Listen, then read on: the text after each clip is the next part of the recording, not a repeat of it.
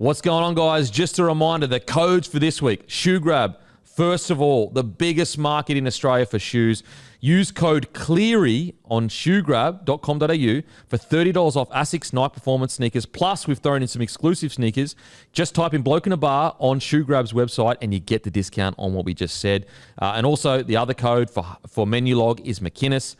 For Hungriest Player of the Week, offer this week is $10 off pizza when you spend $30 or more. So Cleary, he got Kicks of the Week, brought to you by Shoe Grab. Make sure to use that code on shoegrab.com.au. Give him a follow on Instagram. Absolute legend supporting us. Let's get into it, shall we? Just a bloke in a bar. What is up, ladies and gentlemen? Welcome to another Packer Up, boys. And it's time. You're cruising home. Listen and listen good. Woo! Oh, yeah. Smooth as butter. Going down nicely. As always, guys, it's a weekend. Get excited. Really get excited for the fact that you can wake up when you want. You can have a little bit of a sleep in. You can go with a kid somewhere. You can go with your mate somewhere. Just enjoying life. Living in the best country in the world. The weather's beautiful. The beer is nice. It doesn't get much better, guys. It doesn't get much better. Also, we've got a huge special in Liquor Legends, Queensland Liquor Legends stores at the moment. For 1 week, we have Bloke Lager 6-pack for $17.99 in all Liquor Legends stores in Queensland. Also in special in New South Wales Liquor Legends. Go check out your nearest Liquor Legends and reward yourself with a 6-pack of Bloke Lager, $17.99 in Queensland and New South Wales. We're in every celebrations, we're in every bottle-o, we're in every Porter's Liquor and every IJ Plus Liquor. So get into your local, grab a case of Bloke beer, the beer of rugby league. And it's a beer, it's not a beer from 1,000 years ago. You know the guy that started it. Just a fucking bloke like yourself. Just a bloke with a big nose. That's it. That's really all that separates me and you is I have a big schnoz. That's it. Matty, how you going, brother? I'm great. I tell you what I'm doing this weekend. I've got absolutely nothing planned. Ooh, yeah. It's just one of those things where I was like, I looked at the draw and I was like, I'm just gonna do nothing this weekend. And I always watch every game, but always, sometimes it's somewhere here. I'm locked in this weekend. There's just so many absolute bangers on. I cannot wait. Locked in, and it's been such good weather. I mean, we had that a bit bad weather yesterday, but outside of that, the weather's been outstanding. Like we're in the middle of winter. I know. It's fantastic. Look, now is it down to climate change, and is the world going to end because of the climate change? Maybe, but look, you got to take your wins where you can. And look, I didn't bloody make the world bloody hot. I made it actually more ugly. So I'm just going to enjoy the warm weather. Are we marching to our demise? Maybe. It's like when you're on the bottom of the table and you get a win. Yeah. And the world's on the bottom of the table when it comes to the universe right now. Yeah, exactly right. Yep. And look, we just want to, 2 points is 2 points. And we'll take the 2 points. And like a warm day, it's like a shit performance, but you somehow win. So a warm day due to climate change, well, allegedly, I don't know, I'm not a scientist, guys. I hope you picked that up by now. We'll take the win. We'll take the 2 points. Warm day, we'll take the win. And you know what? I'll get on a bike and ride somewhere a few more times rather than driving the car. Yeah, especially after not last summer. Last summer was great, but there's 2 summers before that when we had all that rain, La Nina. Head noise. So shit.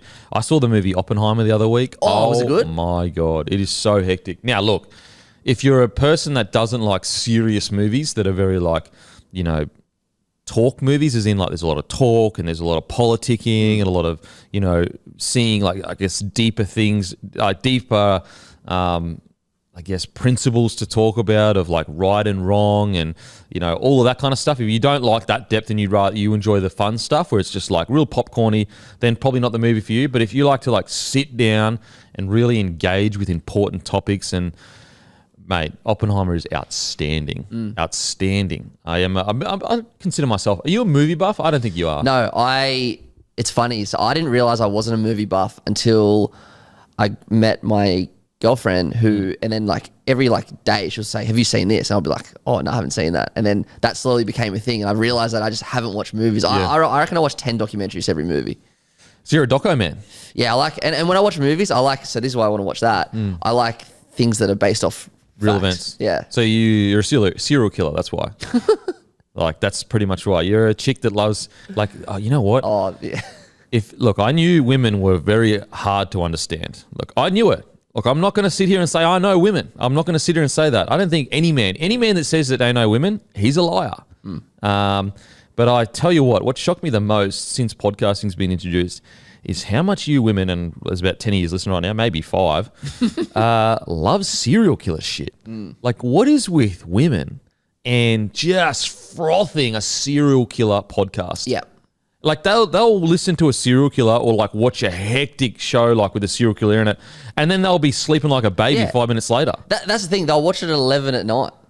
Mate, I'm wigging out and lying in bed thinking about the poor person that passed away and like the family and how sad it was, and then thinking about like what would happen if it happened to me. Well, I draw the line, and I don't mind serial killer documentaries, serial killer podcasts from time to time, but I don't really listen to Australian ones. I try to listen to American ones because I feel like it's not real enough for me. Yeah, but, it's like further away kind of thing. yeah, but when you listen to those like the Granny Killer and all those Australian ones, you're just like, oh my God, that was right here. It just, I feel too sad. Like I always think that, look, I'm happy to watch like a scary movie if my partner wants to, like, you know, but I've always been of the mind, like, why would I pay to make myself feel like shit? You know what I mean? Like, why would I pay to be scared? Yeah, because no matter what, you always put yourself in that situation. Yeah, but also like you empathize, like that's someone's mother or father or partner, and then you sit there and go, what if that was my partner or my mother, my brother or sister? Like, and so I'm always like, so I'm going to pay $30, sit in a movie for 2 hours to feel bad. Like being scared is not a good feeling. It's a bad feeling. Yeah. Whereas like I feel like women thrive in that environment. They thrive in it. They're sitting there eyes open going, fuck it, let's go. So look, am I a fucking coward? Maybe I am. Maybe I'm a coward and a cat, and maybe women are way tougher than me because that shit's scary, man. That shit's scary. It's scary because it's real. Exactly. That shit actually happens. Do they not think about that? That happens. That could happen to anyone. Even like, because I watch Criminal Minds. I've watched all the Criminal Minds and sometimes watch random episodes. Like that, even though it's not real, that shit happens. 100% happens. Like, and it's fucked. You know, the eerie thing, even when you get in fights and that, but like the eerie thing about bad situations that happens is the silence. It's like, because we watch so many movies of like music and that in the background, like whether there's a fight or there's someone being stalked, it's the eerie silence of when something really bad happens. There's no like music of a movie because the movie's the only place that you've experienced as a human being. Yeah. You know what I'm saying? Yeah. So when something happens, like a punch on or whatever, it's just this weird, very strange silence. Like, I don't know. It's and you hear, like, for a fight, I'm sure you like, because there's no music and no backtracking, whatever. Yeah, everything. You hear the. Well, put it this way: if you enjoy boxing and MMA, you haven't experienced the sport until you've seen a fight in real life.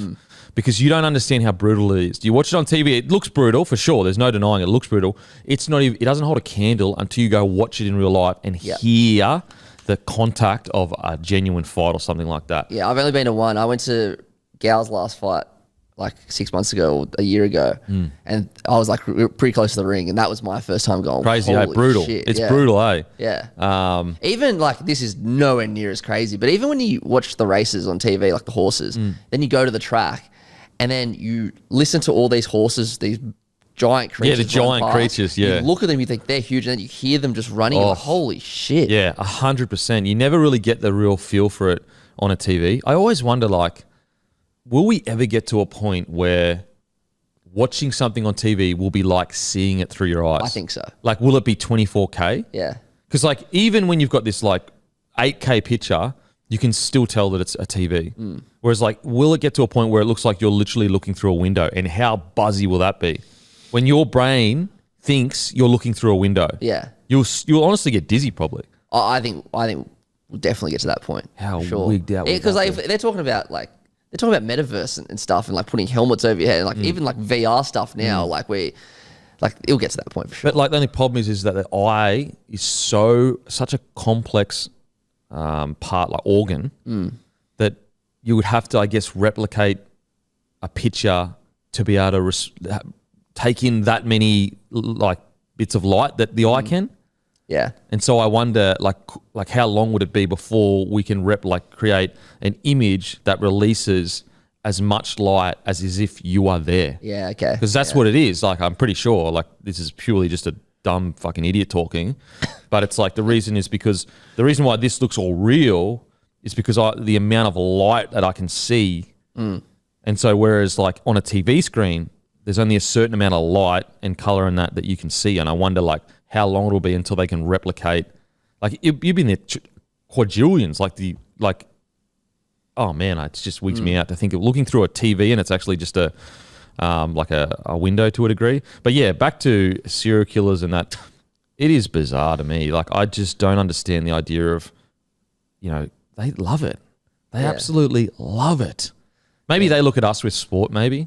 And look, guys, I'm speaking in general. I know that not everyone, there's a lot of women that absolutely love sport. And there's a lot of men that absolutely love, serial killer podcasts and all that kind of stuff. But, I wonder what women look at us and go, what the fuck? Like, what the fuck, bro? I think the more better comparison there is this. Like, I saw it, I can't remember where I saw it, but someone bagged out the chicks for horoscopes, and the chick clapped back with something like, you guys literally play fantasy football. Yeah, and betting and punting. And bet it's like you're purely going off vibe. Like Exactly, you literally have no idea. Yeah. But yeah, it's the most bizarre thing that like women and men have been around for like thousands and like hundreds of thousands of years. If you want to go back to when we were female and male in regards to being monkeys, you're talking 2.5 million years. You're talking ages, and we still don't understand each other. Yeah, 100%. How does that happen? My mate, he actually came, this years ago, he actually came to us one day and he's like, I bought a book that said, that's like, the title is How to Understand Women. He's like, he literally was 100% serious. I'm like, mate, if someone hasn't figured it out now, no one's going to figure it out. It's like, as soon as you accept that you never will, and you need to appreciate things that you'll never understand and empathize with the fact that they're feeling things that you don't understand, just empathize with them. Just sit back and empathize. That's all you do, baby. Yeah. It's a much easier life. It's a much easier life. It's funny, last week, my wife, she was like, oh, could you give me a listen to a city? It's totally okay if you don't. Like, I was going to drive anyway. And like, I think it was a Friday arvo. And so like working all week and we live obviously out in the Shire. It's an hour drive. It was in peak hour traffic. Yeah. So this is exactly how she asked. Could you give me a lift to the city? It's all good though. I was going to drive anyway. Yeah. And I was like, like it's Friday. I said it was a little bit closer. I'd give you a lift. Yeah. Yeah, that didn't go down too well. I was going to say. Didn't go down I was too like, well. wow, that's a good reaction. Yeah, nah. Nah, it didn't go down too well. Anyway, so the end result was she wanted me to want to give her a lift. And look, I was fatigued from a week of work. I was fatigued. And like I had so much excitement built up for, oh yes, like I'm not checking my email. Yeah. I'm not going on Instagram or Facebook or whatever. This is Denon time. This is me time. Like, look, I'm the beak to you guys. I'm the beak, but I'm also Denon. I need some Denon time. Anyway, so that was a disaster. Yeah, I was. Everyone's got an example. Everyone with a partner has an example of that in the last week. I reckon.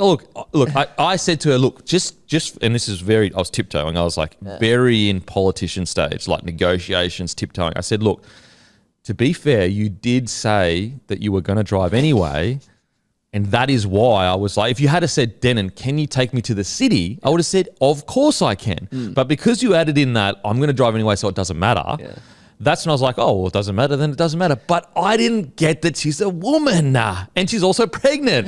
Yeah. So I'm a piece of shit that doesn't read women very well. So don't take dating advice from me. But anyway, I ended up driving, listened to Post Malone's New City. Have you listened? So you did it? Yeah, of course I did. Oh, okay, yeah. No, I'm being honest. Like, if you say, Denon, can you take me to the city?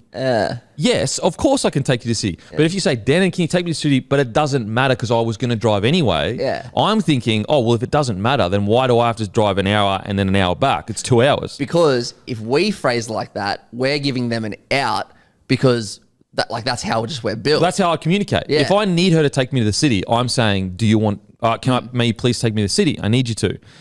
But like obviously men and women are different, and she's communicating, she wants me to want to take her to the city, which is understandable. She's pregnant, but also like you don't want to sometimes you don't want to feel like you're forcing someone to do something they don't like. But I'm very pragmatic in regards to I'll do anything for you. Whatever you are, to my wife, whatever you ask, I'll do it. Literally anything. Like you say, Denon, I need you to go make fucking $1 squazillion. I'll go and do it. Denon, I need you to go fucking do that. I will go and do it. But you just need to ask me. Yeah. And so, look, there's a lesson. We all learn lessons. I'll be learning lessons about the wife when I'm fucking 90 years old. It's all lessons learned. I tell you what, I got to give credit to Courtney for the thing on the other side. So us understanding them understanding us. I think it was a week or two ago. It would have been 5 o'clock, 6 o'clock. And I was just driving. And she's like, why are you being weird? And I'm like, I'm like, what? She's like, you're not talking. Like, why are you being weird? Why are you being weird? And I'm like, I literally have no idea what you're talking about. And then like a minute later, she goes, "A South playing tonight?" I'm like, "Yeah." And she's like, "All right, never mind." So you were thinking about the game? Yeah. Yeah. And like, but I didn't click that message. She's like, and she just knows that I'm obviously a weirdo when South's about to play. Okay. And I was like, oh, you know what? I was like, I appreciate it. Yeah, it's I pre-game. appreciate you. She knows you. She knows you. You know what though? I would say I believe women know men better than men know women. Oh, mate, 100%. Don't get me wrong. Women still don't fully understand men, but they definitely know us more than we know them. Yeah. And so, yeah, look, it was a little hiccup in Beak's day. Well, Denon's day. That's Denon's day. Beak would have been on his toes. Yeah. But Denon, he was just fucking looking forward to spending some Denon time. So How late was it on Friday? Because whenever it's Friday as well, you got the 6 p.m. game at the back of your mind too. It was on the 6 p.m. game. Yeah, okay, yeah. So, like, look, in my defense, like, it is my job to watch the games. Yeah. And so, like, I'm not just an actual selfish fucking... look, the thing is, she did come to me after and she said, look, I should have just asked you rather than putting that thing out. But to be fair though, whatever a woman does when she's pregnant, obviously within reason, it's definitely the man's fault. And I genuinely believe that. Because, oi brah, she's carrying a child. Yeah. You know what I mean? So she has so much leeway to do whatever. Now, hopefully she doesn't listen to the podcast because she might start fucking doing some, just taking a mile. But like, yeah, when they're pregnant, like it's whatever you want, like whatever you want, you just let me know. But still, as I said, even myself, guys, even the great Beak who somehow wrangled a beautiful woman like my wife, I'm still learning, baby. I'm still learning, and I'm humble about that shit. I'm humble about the fact that I don't know women, and they know me better than I know me sometimes. Speaking of like relationships and breakups, you know what I always think is really strange? It's two things. First of all, the people, like, we all listen to like songs and like love songs. They're like 90% of them are basically like, I've been wronged. Yeah. And I just think that it's like mathematically impossible for all of these singers to be good people.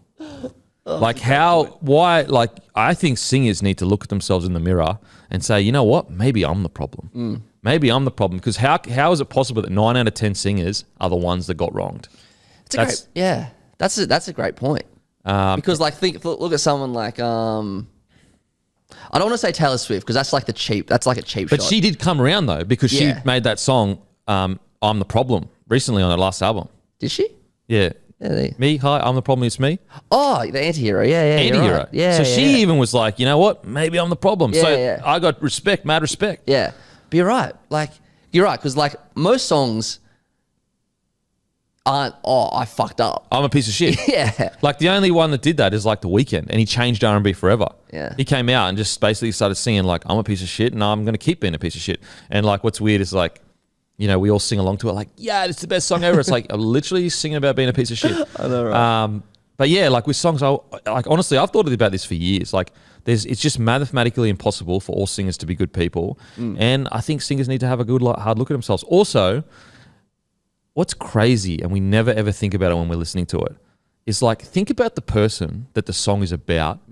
Doesn't even get a return serve. Yeah, there's no platform for them. No return serve. So let's say you're in a club and some crazy celebrity, let's just say Taylor Swift, writes a song about you and you're dancing, you're having a good night, you probably meet a new lady and you're drinking and everything's going great. And then Taylor Swift's song comes on about you just smashing you and you're sitting there going, hang on a sec.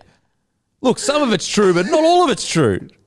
Like, this is a bit unfair. I want to fucking do a press conference. So I'm saying, if you're a victim of a song, you should start doing press conferences. Just go, I just want to fucking clear the air here. Think about if your exes or even my exes did songs about us and we had no right of reply. Oh my God. That's so true. I'd be the worst human I'd be fucking worst human ever. Selfish, blah, blah, you know, doesn't talk, too cares about footy too much. You know what I mean? Like, I'd literally be the worst boyfriend ever, but I think I'm a fucking good husband.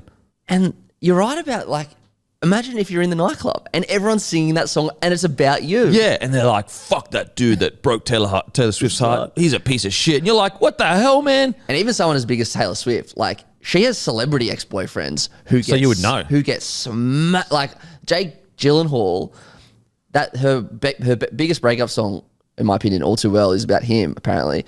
And there's this lyric about... like him being like a young kid with glasses or something. Anyway, he posted a photo of him when he was a kid with glasses on, and the comments, just Got like the smashed. lyrics, just It's like, bruh, I'm just a human going through a relationship breakup like yourself, bro. 10 years ago. Yeah, holy heckers. See, that's why in rap, it's like diss songs are mad because everyone's replying to each other. Replying to each other. Yeah, it's that's. I always felt like, you know, imagine being the victim of an R&B love song. Yeah. It's just like, hey, on a sec, like let's just pump the brakes on the me hate. There wasn't just all one-way traffic of this breakup relationship. I've never thought of that you don't get a right of reply. No right of reply. Now, look, some people would say, you know, well, they're not saying their name, so most people don't know what it is. But it's like, yeah, but everyone in your circle knows who it is. Yeah, and that's all that matters, really. Yeah, so, like, imagine, okay, let's say, you know, me and my wife break up. Yeah. And then she releases a song saying big shit nose, ugly, fucking boring, selfish. Yeah. Cares, like literally all he does is podcast. Like that's literally all he does is do podcasts. And then she releases the song. So all of our family, my family included, my friends, everyone that loves like bloke, like think I'm a fucking loser. Yeah. And I'm like, that's shit. That's shit. And so that would happen to all famous people in those circles. Like, even if you're not famous, but you're dating someone famous and they release a song, even your own friends that, like, they know you, but they're not really close, so they don't get to talk to you a lot, would be like, damn, I can't believe fucking Beak treated his missus like that. That's like, I mean, mate, you need to be better. So, look, I just think that there needs to be a right reply with songs. Fuck, that's not I love it. Got to be a right reply. And also, singers, you're not all victims. Yeah. You're not all victims. Yeah. Sometimes you need to go, you know what?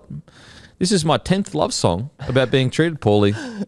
Maybe I'm the piece of shit. There's a common denominator here, and it's you. Yeah, it's you. Did you hear Eminem's new song? Came out today. No, I didn't actually. Oh man, it's so good. He just rips on the whole of Gen Z. Oh, really? Yeah. I have to admit, I hope it's not too rapidy rap in regards to like, sometimes he's lately, because he's so hectic, he focuses too much on being like crazy triple entendres. You know, I music to be murdered by. That's all it is. It's just crazy, which is good. But sometimes I'm like, mate, just keep it simple. Like, but you know, he's been around for like 25 years. Yeah, he's just doing what he wants to exactly. And also, like, what else is there to rap out for him other than current topics to a degree? Yeah. Man, imagine getting sued by your own mum. I mean, to be fair, like, you know what's crazy is like, so when you're younger with Eminem, you're like, wow, he got treated so poorly. Yep. And he did. He did. There's no denying he, like, totally poorly. But it's also like, imagine being the mum and the surrounding family. Yep. That song is being played everywhere. Yeah. Like, you would feel, even though she is the bad guy because she did what she did to him, and you know, but you'd still also be like, God damn, as a surrounding family, it is such a like this strange line we walk where we expect artists to pour their souls out to us and tell us their truth, but the damage that does to everyone around you, 100%. like, it's such a price to pay for our enjoyment. So he sacrifices his truth to us. So his family all get damaged by it to a degree, and we all sing along to it and love to it. We're getting happiness while they're getting sadness. Yeah. It's bizarre. Like cleaning out my closet is like one of the biggest songs So ever. hectic. And it's so messed up. And you're right. Like you think about it, like as you're a kid, you're just like, yeah, you blindly follow everything he says is true. But she's so poor, living in caravan parks, like just. And like, you know. how did her parents treat her? Yeah. And so like, again, I think that she's still in the wrong for the way she treated him. Yeah. But also like, you go further is like, okay, yes, she can be in the wrong, but then to release a whole song for the whole world to know, it's like, whoa, I know. holy. He does't give a flaming fuck. Well, he's actually come out and he doesn't play Cleaning Out My Closet anymore. Yeah. I was at the concert in 2011 when he did play it. Yeah. And then So you got to Headlights. see it. And then so I got to see it. Then Headlights came out, which Yeah. is the song, and then kinda he didn't play it. Regrets. Man, one thing I know is like, I feel like you don't become a man until 27 and up. We mature way later than women. I've thought about this a lot. Like, if I sometimes put myself in my shoes when I was like 21, I see that as when I was like 16. Mate, I think of some of the stuff I did when I was younger, and I think you were a fucking shit. Like, what were you thinking? You selfish, entitled little shit. It's crazy. I tell you what, it's a great example. When I was like 19 or something, and my ex, she turned 18, and instead of going out for her birthday, I decided to go play Monopoly with my friends.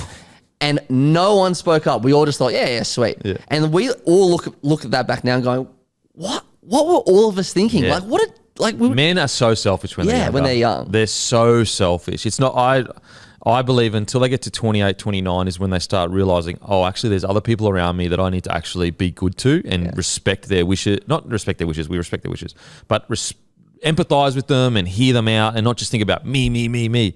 But because that's such a great example, and I'm sure there's plenty of, most men can empathize with the fact that, geez, you're dumb when you're 18. You do some dumb shit, self-centered, don't care about anyone else's feelings, and you don't even think about it. That's the thing. You're not even thinking about it. It's not till 10 years later you look back and you're like, what the hell? Yeah. That's why I look at it when I see, obviously, internet trolling is terrible, but when I see shit comments, I always think now, I'm like, are you just some Derek 18-year-old that just doesn't know it? Like that you look back in 5 years, you regret that? And also, like, I think a lot of people, the younger people that comment stuff, they're not even thinking about the consequences. No. I think that's a lot of the thing that when I was younger, I wasn't thinking about the ramifications of my actions and like what can happen. Whereas as you get older, you stop and you go, okay, what can happen from if I do this, this, and this, and this. Whereas when you're younger, you just say something and you just forget about it. Like it's nothing. Yeah.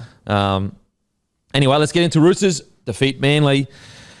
Oh, man. A win for Manly. It was a win. No. A win for Roosters. It was a win. But look, it feels disrespectful to say this because all the players went out and they tried their hearts out, and it's an NRL game. But it really wasn't remembered it doesn't feel like it's going to be remembered in a positive light on the weekend in regards to just the match, like something like 36 or 35 penalties. I'll get it up. You researched earlier, it's the most penalties since the 6 again rule. Yep. Then you got the Nathan Brown send-off, which wasn't a send-off. It's 10 in the bin for sure. It was 21 penalties and 9 set restarts, so 30 altogether. So I think it was more than that. Oh, really? Yeah, I think it was more than that. So got it here. 15 penalty. Sorry, it's 21, and then it was 9. So and then it was 3, and then it was 4 inside the 10. So you're looking at 34 penalties all up. Far out. But they split it up so it looks like it's not as much. Yeah. Whereas like the old system, that's 34 penalties. That's, yeah. The fact that there was 21, forget about the set restarts for a second. There's still 21 penalties. Like that's a lot. And that's where I just go as a ref, and this comes down to, like, obviously he's way more experienced than me, but early on in the game when the penalties start piling up, and they did, you could see they were. You pull the captains aside, you say, next one, gone. Yeah. And I think he waited too long for that because way too long. What was it, like 60th minute or something? Yeah, it was deep into the second half. Deep in the second half. He waited way too long to send the Manly player off. And to be fair to Manly, they were literally losing the penalty count by like 6 penalties or something. Yeah. At the time. And it's like, so the team that has put on less penalties by a lot gets the person 10 in the bin, but the team that did a lot of the penalties doesn't get 10 in the bin. How make that make sense? No, There's no consistency. It was crazy. But you're right. Like, what it comes down to is Ashley Klein was trying to send a message, and clearly the players weren't responding, but he didn't do anything about it until got to do it early. Too late. Like, you got to let, like, I believe you got to let the first. Look, I'm not a ref, so it's very hard to speak about what a ref should do because I don't have experience in it. But outside looking in, if I'm a ref, the way I would approach a game is I would say to the captains, boys, I'm going to let you sort most things out, but if I give you a direction and I give you a penalty, just know you're on notice then in regards to if it keeps happening, someone's going to the bin. I hope it's not like, because I'm just looking at this list now of like the most penalties since the set restart era. And there's like 15. This is thanks to the league eye test. Ashley Klein's not even on this list. So I hope, except for last night, I hope it's not this like a new directive. New directive heading into finals. Yeah. I mean, I love the whole new directive. But anyway, as a ref, I would say to them, boys, the first 5 or so minutes, I'm going to let the game flow and you guys sort it out. But as soon as I come to you and like start giving penalties away, first of all, know that it's serious. And second of all, when I tell you both any more and I'm going to send people for 10, know what's going to happen. And I think that, like, look, I'm sure refs probably do that, but I think that for this game, you let it flow. You ping penalties when it's outrageous. So you tell them before the game, look, guys, when you're taking the piss, I'm going to ping a penalty, but I'm going to try to let it flow. And then after like if there's like what was like 5 penalties in the first 20 minutes. Yeah. You pull both captains aside and you go, I'm sending blokes for 10, next one that goes. Yeah. So you go and tell everyone that, and don't come to me whinging when they go. And that's when I think a lot of fans, if people do get sent 10 in the bin, they go, well, the ref bloody told you. Like, so what leg you got to stand on? Why are you hanging in a tackle when you've literally just been told next one goes for 10 in the bin? So yeah, most people don't. Well, obviously, I shouldn't say that. I don't care about that. When there's a lot of warnings and then someone goes, I'm like, yeah, sweet. Yeah, I agree. If they've been told and then someone goes, I got no issue with it because it's like, mate, now I'm angry at the player because I'm like, you're letting us down by doing that. But so yeah, Roosters, the Nathan Brown, I mean, I won't talk about the Nathan Brown that long. Look, that's not a send-off. In regards to the consistency, you know, are you telling me that is way worse than some things we've seen penalised? Look, perfect example, Tyrone Peachey last week to Jack Williams came in from the sideways, swinging arm, got him square in the head. He didn't get sent off. If anything, that was way worse than Nathan Brown's. I agree. The Peachey one was way worse. And so it's the lack of consistency. And also, he gets out. He gets one week. Grade 2. I know. It's wild. Like, so he got sent from the field, and then Manly nearly made a comeback, and he gets 1 week. How does that make sense? I don't know. I feel bad. Honestly, I feel guilty because I'm talking about the refs all the time, but sometimes it's becoming too much, like this inconsistency. Yeah. And maybe the refs don't have the resources that they need to get this consistency better because, you know, it's not like the refs and the video refs are intentionally going out there to make these decisions. So I think the refs need more resources. I really do. More training, more resources, more backup so that we can just get a closer, you know, consistency basis when we come up with these huge calls. Like, what if the Roosters were like playing? I mean, they are playing for top 8, but like they still probably won't make it. But let's say they were genuinely like really close to the top 8. They get that guy sent off and then they lose the game. Manly were coming back. They scored like 3 tries in 10 minutes. Anyway, so look, I'm happy for Nathan Brown to be sent off, but you got to send everyone off that does that then. Yeah. You know what I mean? Just keep it consistent. If you want to say, if anyone does anything aggressive and it hits ahead, if you want to take that risk, you're going and you do it for everyone, then it's like, all right, I don't agree with it because things can happen in rugby league, but that's the standards that's set. Let's just go forward with that. But unfortunately, it's not. It's just not what's happening. And think about the last send-off, I think, was Jacob Saifidi in round 2 or something. Think about, since that day, think about all the high tackles that have happened since then. There would be 10 that are just as bad as Nathan Brown's that were sent to the bin and not sent off. Yeah. It was a textbook sin bin, I reckon. Now onto the Roosters. Really good signs from, I thought Billy Smith was great outside of that like one kind of error at the end there. I thought Billy Smith was, really good, but really good for Suaalii to respond the way he did. And like, that's the difference. Like all this yarn about Suaalii, he's never come out and said anything. He's never done anything. Like he's literally, all he's done is play rugby league. And that's what makes him great, or I believe he will be great. Yeah. Is he doesn't answer with talking; he answers with his footy, and that's when you know his head is in the right spot. Yeah, he had a great game last night. I love the weird thing about the whole yarn about it was that like it's been a distraction for the Roosters. But if you listen to every single player get interviewed, they all say the same thing: that Suaalii is such a nice, humble kid who is the ultimate professional at age whatever he is. Like that clearly wasn't the problem. But like, what are we talking about here? It's a 20-year-old, and he's essentially his second year of first grade, is a distraction for arguably the biggest club in the competition, or one of at least. But how's it a distraction when the signature, it was signed months ago? How's that a distraction? A distraction would be Teddy's in prolonged negotiations. That's a distraction. That's a distraction. Not a 20-year-old centre/winger that we don't even know what his best position is. Yeah. Not even 20-year-old. He was 19 for most of the season. Yeah. What are you talking about? Yeah. Like, Roosters are way more resilient than that. And so it's not the Roosters that are saying that. It's everyone just making this yarn up that, like, distraction this and that. Like, it's nonsense. One of the biggest nonsense parts of it is that they were saying, oh, he's not playing like the $1.6 million figure. He's on that in 2 years. Yeah. And it's not even in our game, bro. It's wrong code. So who gives a shit? Matter of fact, you should be happy. Yeah. You should, like, if you are such a hater that you're like, he's not playing worth $1.6 million, but you love rugby league, you should be going, yes, how good. Rugby Union just signed a guy for way more than he's worth. Mate, the reason why it's Suaalii, everyone, even Suaalii's biggest hater knows he's great. Exactly, they know he's going to be great. That's why we're talking about him. And like a young kid, Now, look, I understand the Roosters being frustrated if there was implications that he was going to re-sign to a degree.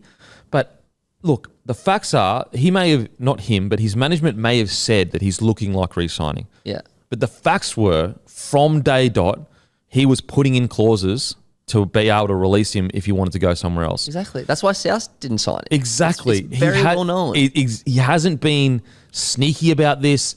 You know, I'm just so surprised that, you know, look, put it this way. I think the Roosters were very confident that once they got him in the system, that he would stay. How's that his fault? No. That's not his fault. They've just backed a horse that they didn't think would run like they did. And look, they agreed to all his demands. So it's not like he signed with them and said like, and then all of a sudden started going like, oh, no, I'm considering leaving and blah, blah, blah. Like they agreed to all his demands. So they knew it was a possibility. Yeah. And look, the Roosters haven't come out and said anything. So it's more media speculation. But that's the argument that people make. They try to go, oh, yeah, the Roosters are frustrated, which is understandable. Like they probably are behind closed doors, like some Roosters, not all of them.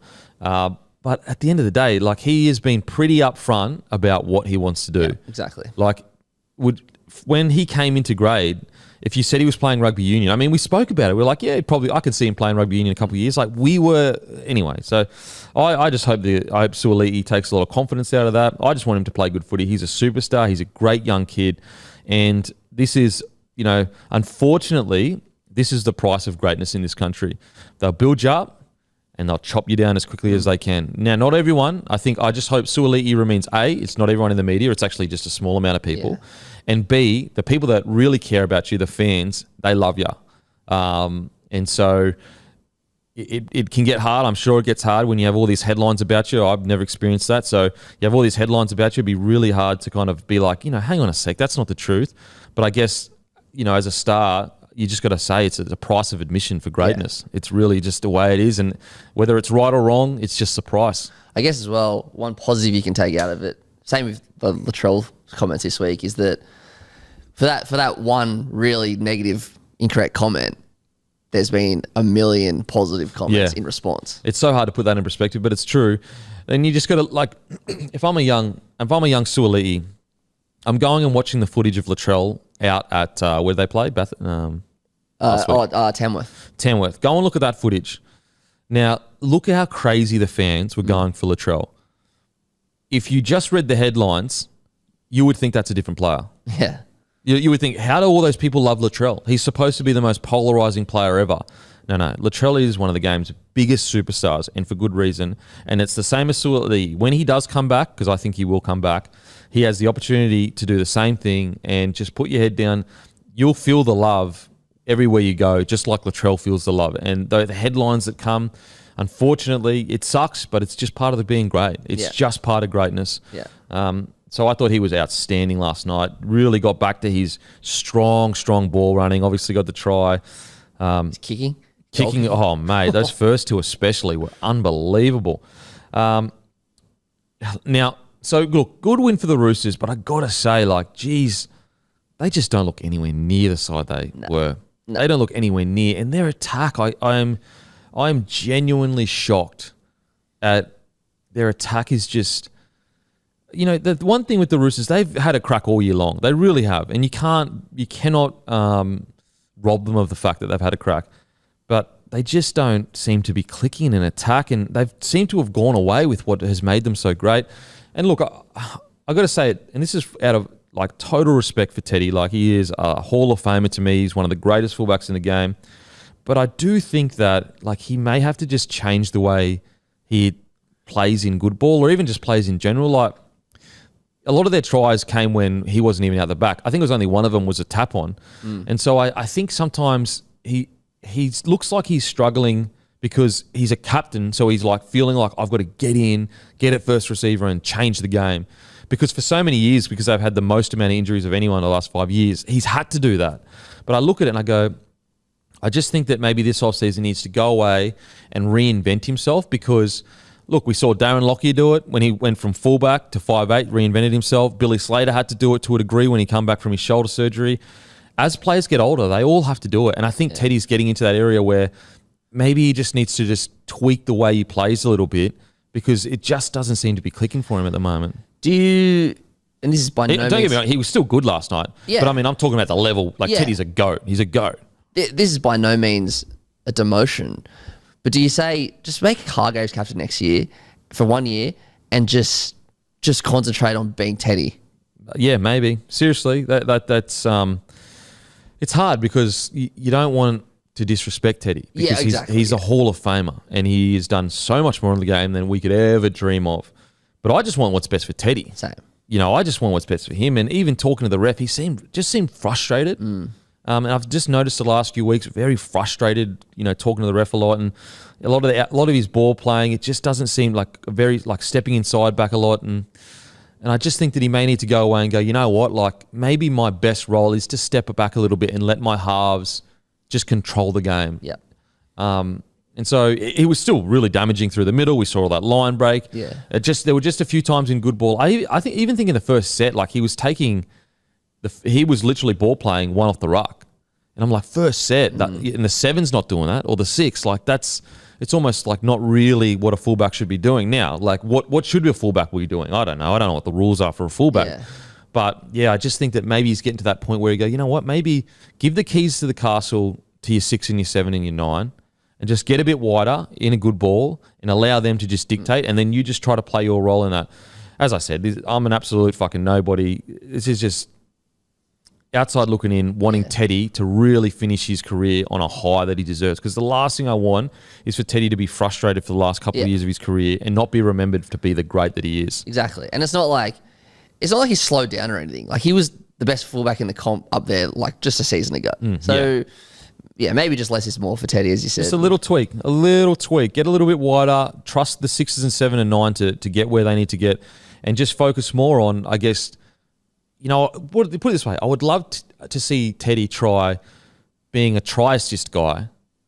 Like just focus on, rather than tackle breaks, meters made, focus on just being able to put your outside men into good positions. Because then I just wonder if he did focus on that, then I think space would open up for him. Yeah. And he would get back to that good form. Now, to be fair, to Teddy, the whole club struggled this year. So it's not just Teddy. Everyone is struggling. But again, that's being super critical. The Roosters won. They looked much better than they have in the past.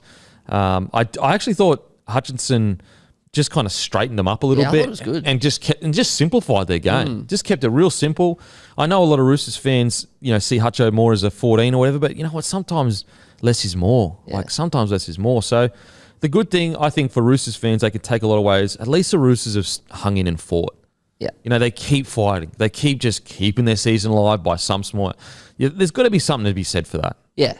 Yeah. And like, and they defend well as well. Yeah. Like they defend, like it's just their attack. Their attack's just been a shambles this year. Yeah. But you're right. Like the best example is the Broncos game last week. They're down 20-0 at halftime, but they were brutal. Yeah, absolutely. So it's just a matter of working that attack out, and I just think that they crab across field a little bit. They don't straighten up as much as other teams. Like I watched that game last night, and then I think about, when Rabbitohs, when Penrith, when Broncos, when they're doing plays, it just seems a lot more straight and direct, and there seems to be a lot more space out on the edge when they're playing. Yeah. And that's because the inside men are creating that space.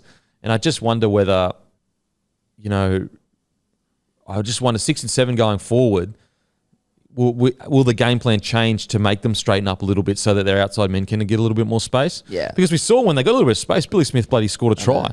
Yeah. They just need you're right. What you said on, I think, Wednesday or Captain's, they just need a reset. Oh, they absolutely need a reset. If they don't make the finals, which is very unlikely, they just need to go away, have a full off season, as in like break, and then come back pre-season fresh. Yeah, definitely a reset. And look, they have been up for so long, the Roosters. Ridiculous. Like 17, 18, 19.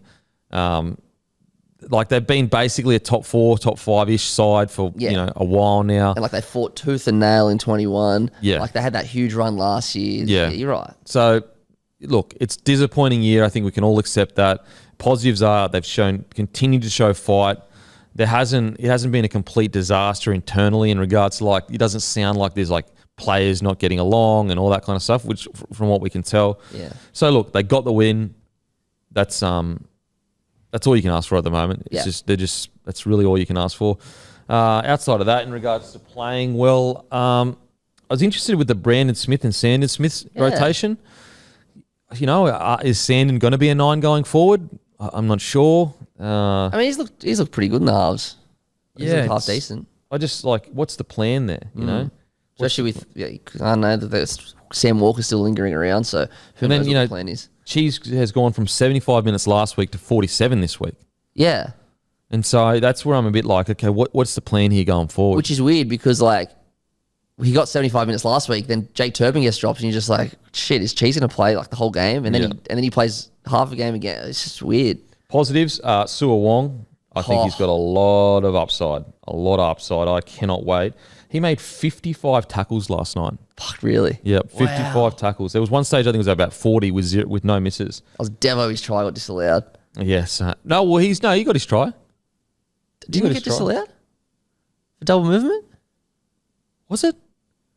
Well, put it over his head. Did they disallow that for double movement? That. Wait, let me check. Oh, they must have. No, you're right. They did. Which was like, did they disallow that? Yeah, they did, didn't they? Yeah, because I forgot that. Because technically, so dumb. But he was over the line, wasn't he? And they put it over his head. He was going over in the one motion. Yeah, I get that's the rule, but yeah.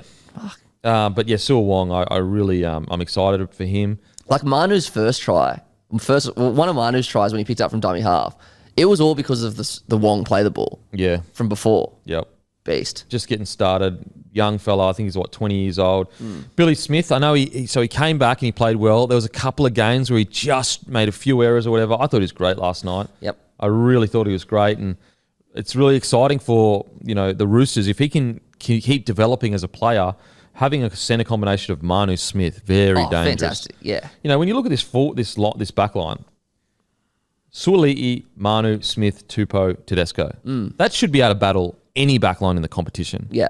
And so that's... Throw in Young next year as well. Yeah, fuck, I didn't even think of that. Jesus. So what are they going to do? Try to play... Yeah, wow, they'd be struggling to make even that bloody back line. Yeah, because you'd imagine they just put Suoli'i back to centre, which I know he's better on the wing, but that's what they're going to have to do. So yeah, win's a win. I still think it's a disappointing season. I still think they're nowhere near where they should be, but you take it when you can. With just a Manly quickly, I mean, a good fight back at the end. Incredible play by Holokawatu at the end. Far out, what a beast. But it's as I said a few weeks ago, I am a little bit worried about Manly. I just don't know what they are as a team. The fact that they, I know they were a man up towards the end, but it's almost like they just they woke up. I know. They just woke up. I think in the first half, I think it was something like 24 tackles in the opposition 20, and they didn't score a try. Yeah. I just don't know what the direction is for Manly, to be honest. DCE obviously incredible, but he's so Brooks is going to be 6 next year. Then Schuster moves to an edge, does he? Their problem though is also like their middles. Yeah, like Lodge is gone, ACL. Lodge is gone, Paseka's still out, but they still even fully fit. They still need another middle somewhere. Yeah, they need to recruit. But it's even like just the consistency. Like they play against the Sharks, they put 30 on them. I know. And then the second half, it's like a different side. And then they come out in the Roosters, they are really underwhelming. Essentially, I mean, obviously the Dragons. I mean, I thought they were underwhelming against the Dragons as well. Like we're talking about the Dragons here, and like the Dragons, they're a video ref away from winning that game. And it was 300th game for DCE, so they had every reason to play. Yeah. So I'm put it this way. I look at Manly and it just all hinges on Tom Trbojevic, but you can't be just that reliant on one player. If Tommy comes back, I get excited. If Tommy doesn't come back, I just don't know what. I don't get pumped when I see their recruitment. I don't sit there and go, fuck, okay, we're going to see something great. Like, I'm really excited. Like, put it this way, even with the Tigers at the bottom of the table, I still was excited about their recruitment. Yeah. Excited about, even the Bulldogs, excited about their recruitment. With Manly, I think Brooks is going to be great for DCE. But yeah, their consistency is just such a concern because their roster is solid. But my concern is that consistency usually is evidence of a deeper problem than a roster, than people on paper. It's culture, it's DNA, it's what you play for. They rock up one week, great. The next week, terrible. In one game, one half great. Next week, not great. So I just really unsure where they're headed. I don't know what the fixes are. I don't know, other than recruiting a whole bunch of new people, and but they have recruited quite strongly. I actually think Lodge is a huge loss now because they're not going to re-sign him because he's just done his ACL. Yeah. Unless they honour it, maybe, I don't know. As in they honour the talks, maybe. And so without him, they got to go out in the market again to find another big, well, at least a couple big boys. Yeah, they're in a tough spot. I look at Paseka, naturally a gun. You got LIA, he's also a gun. Yeah. You've got Kepi. When I look at their roster, Sipley's been playing good too. when I look at their roster, I don't feel like they win all their roster. If their roster is playing the best they can play, I don't feel they need to recruit. So that's what's alarming for me is I don't feel like if they're all doing the best they can and playing the best they can, I don't feel they need to recruit. I think their forward pack can match it with most forward packs. Even a guy like Ethan Bullimore, he's been in and out of first grade. I don't. That's surprising to me. Now maybe I'm missing something, guys, and but yeah, just a bit worried about Manly. I don't. When I look at other squads in the direction they're headed, I just don't think that they're on the same trajectory. But be happy to be proven wrong. Really happy to be proven wrong. Now, don't forget, 9 Now, Stream Live, NRL games for free on 9 Now. Tonight, we have the absolute thriller, Penrith versus Melbourne. And then Sunday afternoon, it's Raiders versus Tigers. The biggest games and the best commentary for free. Get on and stream it now. Anywhere, anytime. That's 9 Now, guys. As always, mate, it's the best commentators. It is so good to watch on 9 Now. They got all the great talent. It's cool. Even at halftime, you know what's? I got something to admit. I actually prefer players not speaking to the media at halftime. 100%. I actually prefer seeing Freddie walking on the field and giving his opinion on what's happening than hearing it from a player. Well, name one mid-halftime interview that has any substance at all. Any. They're just... Zilch. And actually, so a shout out to my boy, Sir Scopius, the Levels podcast. First of all, he was given an opportunity to jump on the Broncos bandwagon. He hasn't jumped on. So first, I want to send a very strong, firm cut-off date. If we see Sir Scopius getting on the Broncos bandwagon in a few weeks, just let the people know that he missed the bandwagon. Okay. So he's not allowed on. Okay. He was given a warning. I told him he had 24 hours. I have no confirmation for Sir Scopius. So if we see a bit of yipping and yahooing when we see Hot Boy Reece Walsh take us into a prelim from Scope, just remember, he was given the opportunity, didn't take it. There's no get on later. Plane is left, baby. Yeah. The plane is left. You're on the tarmac, Sir Scopius. You're on the tarmac, mate. Just so you know. But Levels Podcast, give it a follow, guys. I was watching a little snippet from them, and a fan had he wrote a letter in. No, he might have commented or left a voice recording, and he said it's actually, as a fan of the game, it's actually better the players don't do the media interviews after because they're actually seeing the players interact with the fans for longer and straight away. Yeah.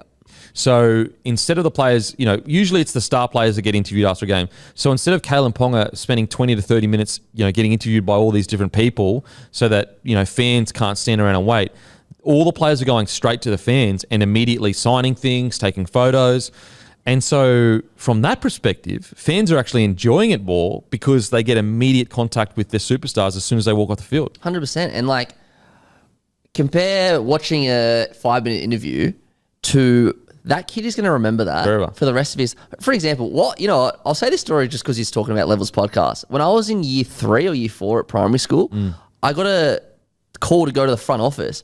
My grandpa had called the school to call me because he was sitting next to Willie Mason. No way. In a doctor's office, and he put Willie on the phone, and Willie had a chat to me for a couple of minutes. He's like, yeah, it's Willie Mason, blah, blah, blah. No way. I couldn't believe it. It made my year, and I've never forgotten it. And that's why I've always loved Willie Mason. Yeah. The big fella. And that was 03, 04 when he had the fro. And bring the fro back, Will.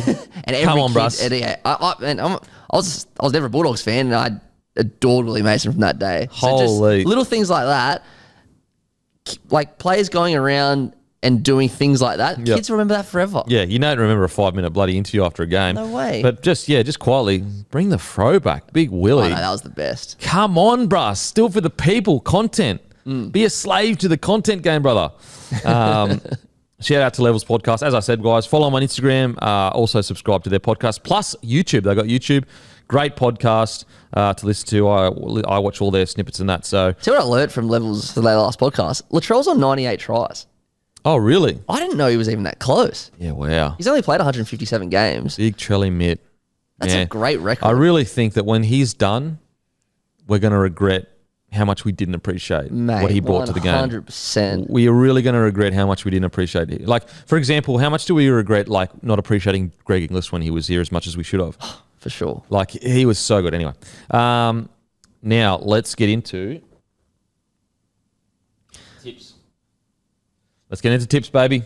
Every game this week has a bearing on the top 8. It's the best. It's the absolute best. That is so good. So good. A bit of rugby league down your gullet. Okay, Titans versus Warriors, 316. The Titans, New Zealand Warriors, $1.36. What do you play, Matty? What are you going to play? Not bad. Not bad. I'm on the Warriors, but I'm not confident at whatsoever. These two teams, not so much the Warriors. Warriors have been good this year, but the Titans, like, they've been all right. And they've been good in some games, they've been pretty bad in others. And they're at home. And the reason I'm tipping Warriors, though, is because Titans played on Sunday. Warriors about to bye. I'm going Warriors. Going Warriors. Penny Panthers, Melbourne Steel. Penny Panthers paying $1.20. Melbourne Steel on 4.45. 4.45. 4.45. Jerome Hughes has been scratched. Oh, yeah, Hughes, that's right. That's pretty good. Thanks, bro. That's pretty good. Penrith for sure. Yeah, the Penrith Panthers looking great today. Cowboys, $1.97. Broncos, $1.87. Devo that Reynolds got ruled out. Devo, Fuck! Yeah. And I tell you, there is about, I reckon, I'm going to say 90% of NRL fans are going for Broncos this week because Souths need Cowboys to lose, Sharks need Cowboys to lose, Knights need Cowboys to lose, Manly, Roosters, Eels, Raiders. We all need Broncos to win. What a crazy game. Like, this is like a clinch game for the fucking final 8. This is a huge game for the 8. And I tipped on Monday, I tipped the Cowboys. I'm flipping my tip. I'm going Broncos purely because I need them to win. Oh, okay. So you're sending good vibes their way. Good vibes. Let's go. Let's go Broncos. Dolphins, Newcastle Knights, Dolphins $3.34. Newey Knights, $1.33. I'm going Knights, but I don't mind Dolphins with the start. I think it's a 9.5 start. I think Dolphins will have a crack. Okay. But I'm tipping Knights. South Sydney Rabbitohs, Cronulla Sharks, $1.20, $4.60. 460 is outrageous. Yeah, it's great value. It's a dumb price, I reckon. What's the line on that? You know? I think it was 13.5. I don't mind that. If hopefully it's one of those games, kind of like Sully, Latrell fires up because of all the he's shit. going to fire out the big boy. Yeah. There's no doubt in my mind. Scope was saying, he's like, yeah, that's why I'm backing Trell 2 tries to get to 100. Yeah. Charlie because of all this. But both teams, very important game for both teams. This is a grand final for both teams, essentially. For sure. Because either one loses this, they could bounce out of the 8. I'm pretty sure they will, especially if Cowboys win. So yeah, wow. Could you imagine 4 games to go and one of these, like, you're out of the 8 right now? Fuck that. I know. Para Eels, St. George Dragons, 605. Look, I'm back in Para. Yep. You just don't know with Para this year, though. Tough. They're a tough team. You know what I mean? You don't know what they're going to do this year. $6.05 for the Dragons. I reckon Line would be pretty good on this, I reckon. I reckon that Para will pump them, but I'm not willing to put money on it. Yeah, you just don't know. Yeah. You don't know what's going to turn up. Now, obviously, you've got Dylan Brown coming back. Changes a lot. I think that'll bring a lot of energy, but they're still missing a bunch of players. Yeah. And look, he hasn't played in months. He's not going to be 100%. Raiders, $1.30. Tigers, $3.52. I liked the Tigers chat that you had on Monday, but like Stefano's out, Sean Ball's out. Oh, Stefano out. Yeah. So I'm going Raiders. I mean, I'll stick with Tigers. Let me confirm that. But to be honest, I think I'm just going to stick with Tigers. Yeah, I did. Stefano's out. Fucking huge. Jesus Christ. Yeah, so 12 starting. Yeah, Stefano's out. I'll back me boy Twally in. He won't miss a tackle. He won't let me down. Alex Twall, the big fella, he doesn't bloody let me anyone down. Also, code reminders. Use code Cleary on Shoe Grab to get $30 off. Asics and Nike Performance sneakers. Plus, we're throwing in some exclusive sneakers. So go to shoegrab.com.au. You just type in bloke in a bar. It'll show you which shoes are available for the $30 discount. The link will also be in the show notes where you set the code. This is what's written. The link will be in the show notes of where I set the code. Yeah, I didn't double check that one. Cam McInnes is our hungriest player. Offer this week $10 off pizza when you spend $30 or more. Obviously, the code is McInnes, MCINNES. That is us done and doosted. Done and doosted. As usual, We'll go and fuck ourselves. What's gambling really costing you? For free and confidential support, visit gamblinghelponline.org.au.